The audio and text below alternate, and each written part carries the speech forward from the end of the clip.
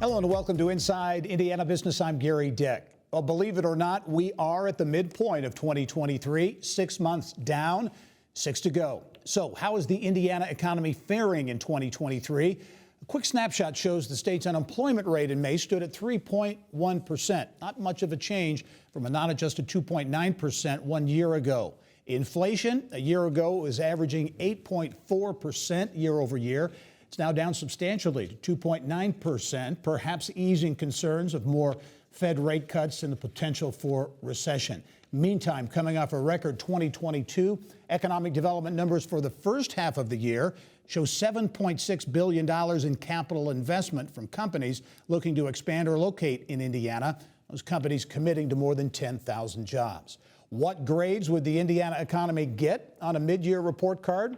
We've put together an all-star panel to help with the grading throughout the show this week. And I'm pleased to be joined on the show by Winston Terrell Group Principal Robin Winston, also Vox Global Managing Director Mike Marker, and Ball State Director of the Center for Business and Economic Research, Mike Hicks. And gentlemen, welcome to the program. Thank you. We're halfway through 2023. Doesn't seem like it, but here we are. Mike, I'll start with you. Get all your thoughts to kind of tee things up. How is the Indiana economy, in your view, where things stand now? How's it performing?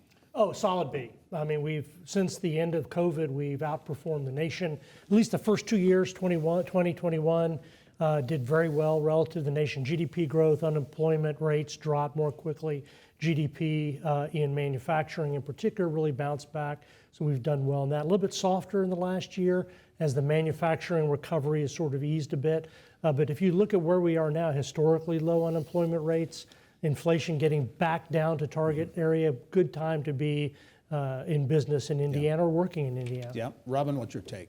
I think that we're doing very, very well. We're investing in human capital more and more. You hear more things about colleges and universities tweaking their programs to provide opportunities. People that are in the building trades are going to Ivy Tech to get applied degrees. You're getting more and more people, Northwest, for example, students up at Purdue Northwest, getting ready to go into the medical trade. So what I like about the economy is the numbers are low, but we're preparing people to go into future jobs. Yeah, that talent pipeline important. Mike? I think it's a tale of two stories. I think from jobs and investment and a pipeline perspective, we're in really good shape. I think from an everyday Hoosier and how the economy is working for them, we have some room to do better. I mean, we, in terms of wages, almost every county around the state is below the national average on earning power. When you look at our gasoline tax, for example, hitting everyday pocketbooks, we're third in the country in total tax on gasoline. Affordable housing is a challenge. So while we're making a lot of gains, and they're really good ones, I think not everybody's benefiting just yet. Yeah, you're good points there. And you talk about the pipeline, the economic development pipeline. Indiana has landed some really big deals. One of them from one of the marquee companies here in the state, Eli Lilly and Company. This is the largest manufacturing investment at a single location in Lilly's 147-year history.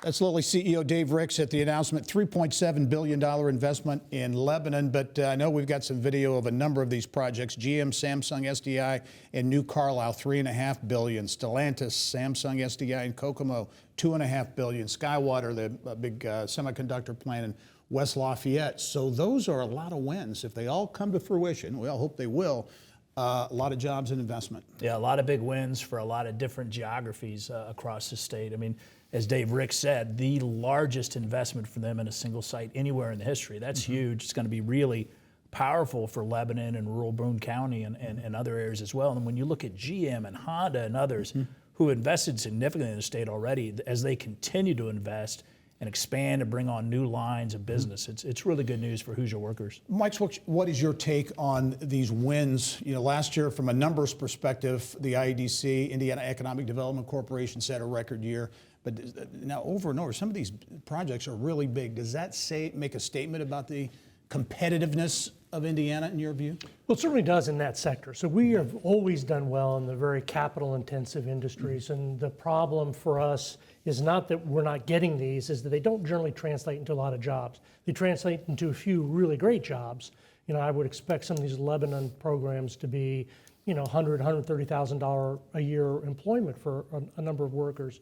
But they're not replacing the lost jobs in manufacturing elsewhere. So that we really need to be looking at other sectors as well, oftentimes to complement that. So the R&D industries that would provide the work that these are going to manufacture, I think, are the future for our state. Yeah. Robin, Mike mentioned wages. Continues to be a challenge here in the state. And you talked about training around the state and how universities and others are getting engaged. How comfortable are you that Indiana's really got their arms around this whole talent development issue, if you will, the talent pipeline? I'm not sure that we have our arms all the way around it, but I want to go back to one point.